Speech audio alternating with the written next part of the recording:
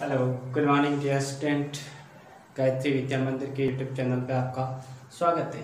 अपन ने पिछले लेक्चर के अंदर अपन ने पढ़ा था डिफरेंशिएशन के बारे में। डिफरेंशिएशन कि यदि कोई y फंक्शन है f x का, तो dy बाई डी एक्स क्या कहलाता है? एक अवकल गुणांक। अवकल गुणांक, या फिर इसको कह सकते थे अपन y का x के सापेक्ष अवकलन। और अपन ने यहाँ पे भिन्न भिन्न फॉर्मूलेस, अलग अलग ट्रिग्नोमेट्रिक के एक्सपोनेंशियल फंक्शन के फॉर्मूले लिखे थे, जो अपन आज कुछ क्वेश्चन लेके उसको यूज करते हैं। सपोज करें जैसे अपने पास दे रखा है y बराबर रूट x, कोई फंक्शन दे रखा है, इसका dy बाई डी एक्स क्या होगा? तो मैं इसको लिख सकता हूँ x की पावर 1/2। तो यहाँ से dy by D x equal to D X की पावर 1/2 अपॉन डी एक्स। जो घात है वो आगे आ जाएगी और उसमें से एक घात क्या हो जाएगी? कम, अर्थात 1/2 माइनस का 1। तो यहाँ से क्या बचेगा? 1/2 एक्स की पावर माइनस 1/2, या फिर इसको लिख सकते हैं 1/2 रूट एक्स। तो ये हो जाएगा आपके पास d Y by D x. अगर कुछ इस प्रकार का हो फलन कि y बराबर ए की power x plus sine x, ये दो फलन अलग अलग है, किसमें है? योग पे। तो इसका dy बाई डी एक्स क्या होगा? dy बाई डी एक्स, तो d ए की power x d x plus d sine x upon D x. A की पावर x का ए की पावर x होता है, तो dy अपॉन डी एक्स बराबर ये ए की power x plus sign x का क्या होता है? cos x। समझ में आई चीजें? अब ऐसा कैसा और एग्जांपल है कि जैसे y बराबर दे रखा है e की पावर x, या फिर x इंटू e की पावर x। यहाँ पे x पे एक फलन है, ये भी एक फलन है। दो फलन किस में है? गुणा में है। और गुणा की कंडीशन में आप क्या करोगे? एक का अवकलन दूसरे का छोड़ोगे, दूसरे का अवकलन। तो यहाँ से dy बाई डी एक्स बराबर x को छोड़ा d ए की power x upon D x plus e की पावर x को छोड़ा तो dx अपॉन डी एक्स। तो यहाँ से आ जाएगा, यहाँ लिख देता हूँ मैं, फिर मिटा देंगे। Then dy by D x equal to आ जाएगा x ए की पावर x प्लस ए की पावर x इंटू ए की पावर x कॉमन आ जाएगा, तो यहाँ पे बचेगा x प्लस, ये आ जाएगा dy बाई डी एक्स। जब दो फलन किसमें हो? योग में। अपने सारों के एग्जाम्पल देख लिए, एक और एग्जाम्पल देखते हैं। जैसे दिया हुआ हो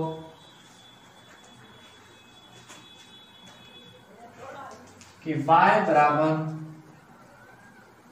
x लोग आधार e और x, इसका dy by D x same process कि x को छोड़ा d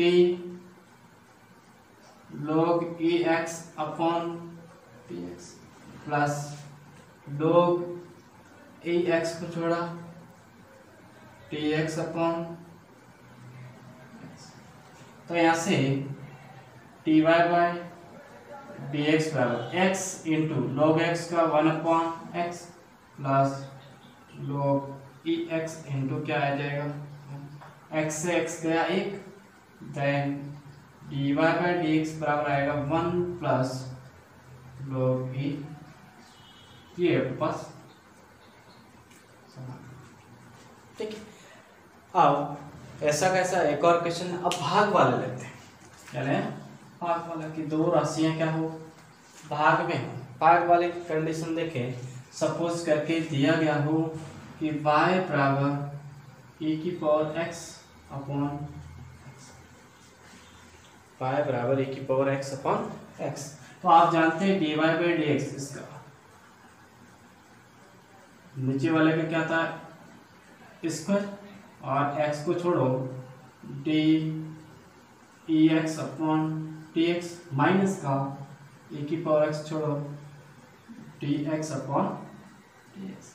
then D Y by D X equal to क्या आ जाएगा, x e की पावर x माइनस e की power x upon X square, या e की पावर x कॉमन है तो x माइनस 1 अपॉन x, ये आ जाएगा D Y by D X. ठीक है, तो यहाँ तो अपने फॉर्मूले लगाए। अब बात करें और आगे बढ़ेंगे कि यहाँ d Y by D x है, d Y by D x, इसको क्या कहा था अपने, अवकल गुणक, दूसरा x के सापेक्ष y का अवकलन, या फिर मैं कह सकता हूं x के सापेक्ष y में परिवर्तन की दर, x के सापेक्ष y में परिवर्तन की दर। ठीक है, ये जब dy बाई डी एक्स हो इसको कहा जाता है प्रथम अवकलज, प्रथम अवकलज। अगर इसको दोबारा D square Y upon D X square, इसको कहा जाता है द्वितीय, अर्थात उस फंक्शन का दो बार अवकलन करेंगे तो प्राप्त द्वितीय। तीसरा T cube Y upon D X cube, ये तृतीय अवकलज। अपने पास अब जनरली काम आएगा फर्स्ट और सेकंड, इससे ज़्यादा अपने पास काम की चीज़ें नहीं है कि अपने पास मैथमेटिक्स के अंदर काम की होती हैं, उसको अपन कि D Y by D X से। अब आप जानते हैं वेग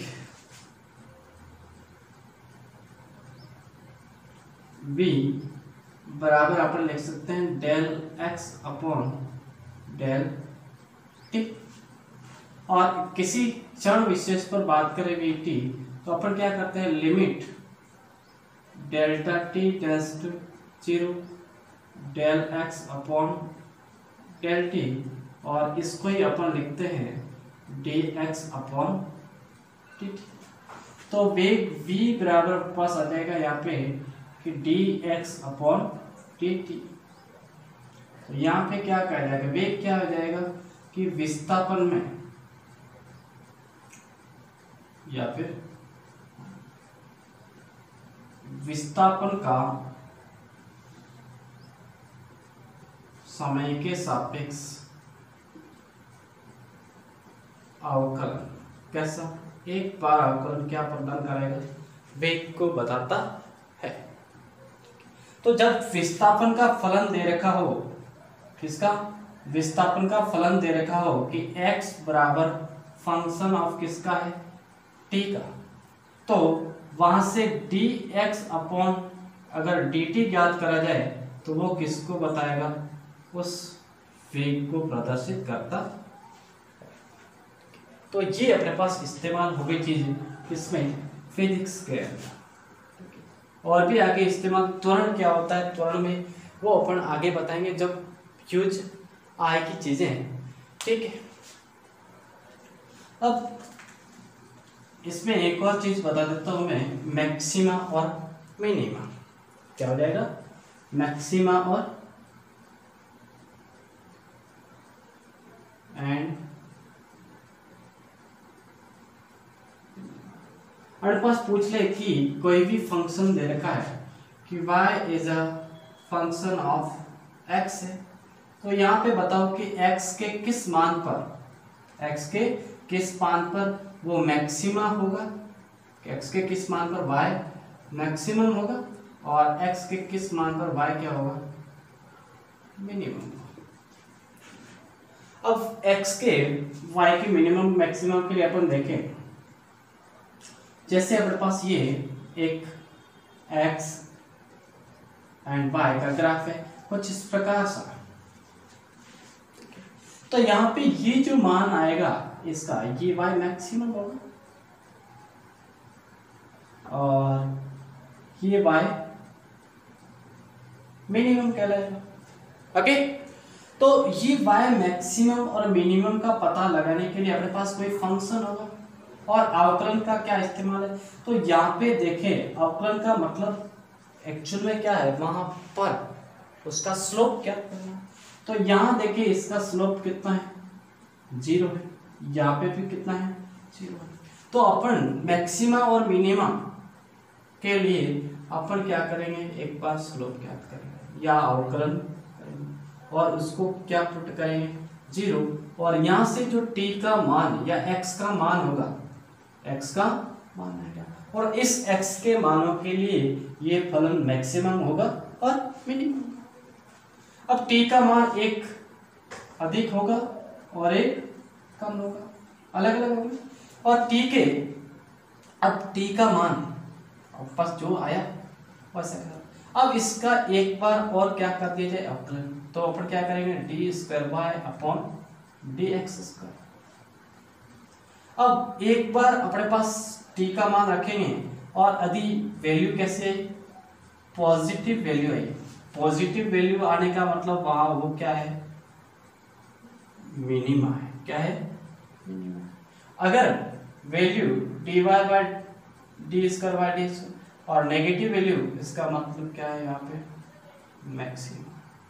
तो मिनिमा और मैक्सिमा किसी फलन के लिए ज्ञात करने के लिए आप उस फलन का एक बार क्या करोगे, स्लोप, और स्लोप को 0 रखने के पश्चात जो t के मान आएंगे या x के मान आएंगे जिसके सापेक्ष परिवर्तन हो, उस परिवर्तन के मान का अपन द्वितीय बार अवकलन करने पर मान अगर पॉजिटिव आया तो मिनिमम और नेगेटिव आया तो क्या मान होता है, मैक्सिमा होता है।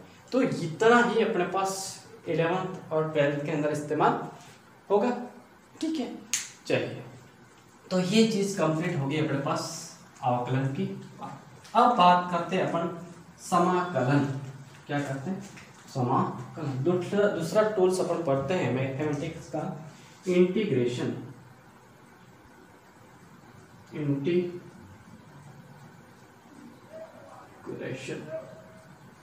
और उसको कहा जाता है समाकल। वैसे देखा जाए तो समाकलन है वो अवकलन का व्युत्क्रम है। क्या है, अवकलन का व्युत्क्रम।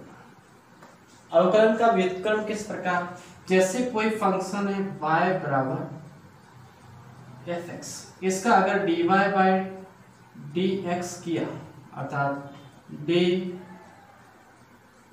fx अपॉन dx, तो अपने पास कोई फंक्शन प्राप्त होगा, मानते हैं f डैश x प्राप्त हो। ठीक है, अब इस f डैश x प्राप्त हुआ, इसका अगर अपन क्या करते हैं, समाकलन करें। क्या करते हैं, समाकलन। और यहाँ पे समाकलन का चीज है ये चिन्ह समाकलन का, और f डैश x और x के सापेक्ष, तो अपने पास क्या प्राप्त होगा, fx प्राप्त होता है। कि जिस फलन का अवकलन करने पर जो फलन प्राप्त हुआ उस फलन का वापस आप क्या करो, समाकलन करोगे तो वापस वही फलन प्राप्त हो जाता है। इसलिए अपन इसको का समाकलन का क्या कहते हैं, अपन अवकलन का व्युत्क्रम कहा जाता है। अब इसका भौतिक स्वरूप क्या है उसको समझते हैं और फिर अपन इसके फॉर्मूलेस वगैरह की बात करेंगे।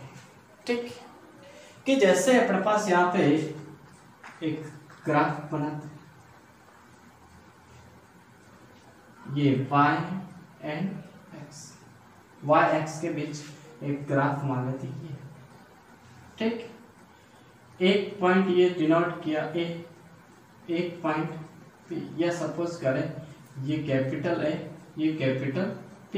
ये जो फलन है वो किसका है, y बराबर fx। ओके, यहाँ पर इसके x की वैल्यू ये है x बराबर स्मॉल a, और यहाँ पे x बराबर b।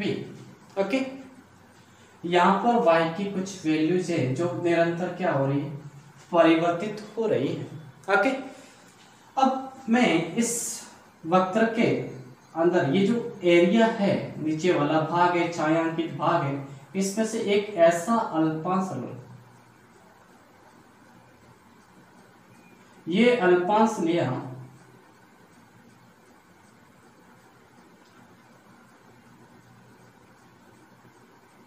इस अल्पांश की मोटाई मान लेता मैं कितनी है, dx है, और इस अल्पांश के लिए मैं ही इसको एक सीधी रेखा मान सकता हूं, सीधी रेखा मान सकता हूं।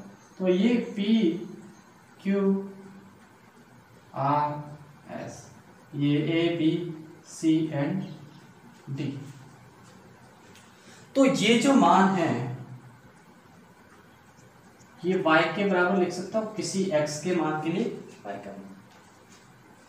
तो इस वक्र के एक स्मॉल अल्पांश के लिए मैं इसको सीधी रेखा मानूं तो ये पी क्यू आर एस क्या हो जाएगा, एक आयत होगा।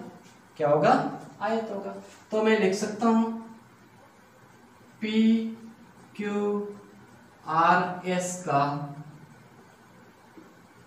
क्षेत्रफल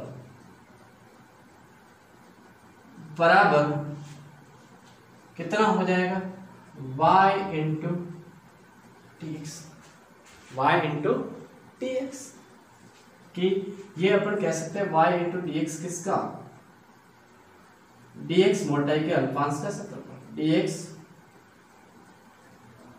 मोटाई के अल्पांश का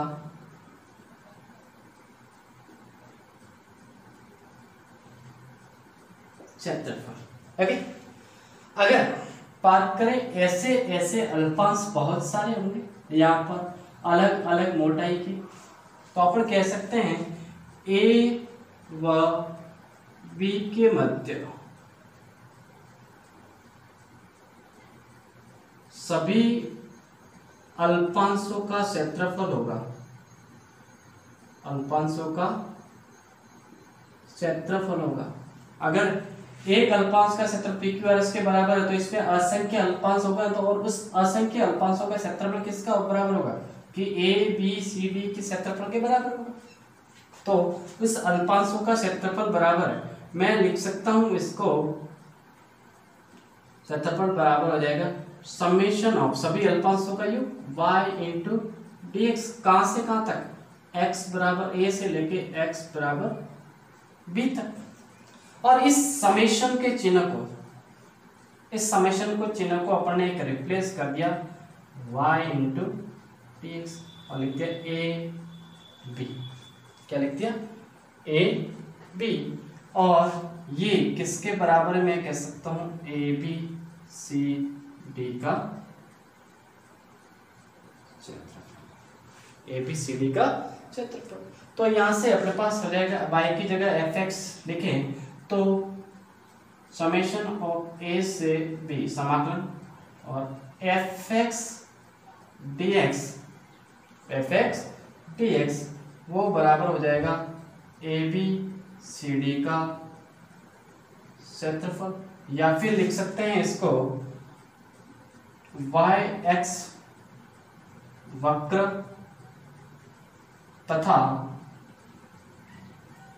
x अक्ष के साथ घेरा गया, तो समाकलन किसी वक्र का क्या बताएगा, उसके छायांकित भाग के क्षेत्रफल को रिप्रेजेंट करता है, इसको क्षेत्रफल को रिप्रेजेंट करता है। तो यहां से और पास लिख सकते हैं ए से बी तक जो समाकलन होगा, ठीक है, और वो इसके छायांकित भाग के क्षेत्रफल को, तो अपन कह सकते हैं area under the curve, area under the curve को रिप्रेजेंट करता है कौन, समाकलन, कि किसी वक्र का एरिया अंडर द कर्व ज्ञात करो या फिर समाकलन ज्ञात करो, बात क्या है, वही है, एरिया को रिप्रेजेंट करता है। अब समाकलन अपने पास दो प्रकार के होते हैं, एक निश्चित अब समाकलन में भी अपने पास ये चिन्ह आया, कौन सा, ये वाला, यहाँ पे ये समाकलन का चिन्ह है, समाकलन का प्रतीक भी कह सकते हो, चिन्ह भी कह सकते हो। ओके, इसकी यहाँ पर हम लिमिट दर्शाते हैं, उसको कहा जाता है लोअर लिमिट, और यहाँ पर लिमिट होती है वो अपर लिमिट। जैसे दर्शा दी ए एंड बी, तो ए से बी तक, ए से बी तक अपन को उस चिन्ह सभी जिसका क्षेत्रफल है वगैरह उनका टोटल समाकलन ए से बी तक। ओके, अब उस लिमिट के अंदर है। ओके, अब समाकलन दो प्रकार के होते हैं, एक निश्चित समाकलन और अनिश्चित। निश्चित समाकलन, दूसरा होता है अनिश्चित। निश्चित समाकलन का अर्थात वहां पे अपन को लिमिट दे दी जाती है। क्या दे दी जाती है? लिमिट दी गई, और इसमें अपन को लिमिट का पता नहीं है कि समाकलन कहां से कहां तक करना है। जैसे यहाँ पे लिमिट दे रखी होती है इस प्रकार का, जैसे y dx a से b, और y बराबर फंक्शन है किसका? fx। ठीक है, तो यहाँ से अपन लिखेंगे a से b fx dx, और इसका सपोज करें समाकलन आया fx, तो अपन इसको रिप्रेजेंट करेंगे a b। अब अपन करेंगे upper limit minus lower limit, तो हो जाएगा f b minus f। Okay, दूसरा, अब इस प्रकार का समाकलन तो अपने पास fx dx हो, यहाँ पे लिमिट नहीं दी गई, उसको क्या कहा जाता है? अनिश्चित समाकलन। और इसका जो मान होता है वो मान लेते हैं fx, और प्लस क्या आ जाएगा? एक कांस्टेंट। क्या आता है? कांस्टेंट। अनिश्चित समाकलन के अंदर क्या आता है? कांस्टेंट आता है। निश्चित समाकलन में कांस्टेंट अगर ले भी लें तो उसका प्रभाव क्या रहेगा? शून्य, उस पर निर्भर नहीं करेगा। आपस में क्या हो जाता है? यहाँ पे एक बार पॉजिटिव है, दूसरी बार नेगेटिव रहेगा, तो आपस में क्या हो जाता है? कट जाता है, इसलिए अपन को लिखने की आवश्यकता नहीं है। ओके, तो अपने पास ये हो गया निश्चित समाकलन और अनिश्चित समाकलन। ठीक है, तो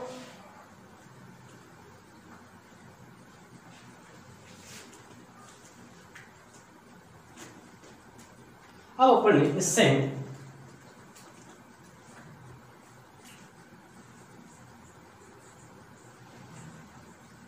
अगले लेक्चर के अंदर अपन पढ़ेंगे इस पर, इसके क्या क्या रूल्स होते हैं, इसके क्या क्या फॉर्मूलेज होते हैं, और अपन किस प्रकार अप्लाई करेंगे वो अपन अगले लेक्चर के अंदर बात करेंगे। आज का लेक्चर अपने पास इतना ही रहेगा। धन्यवाद।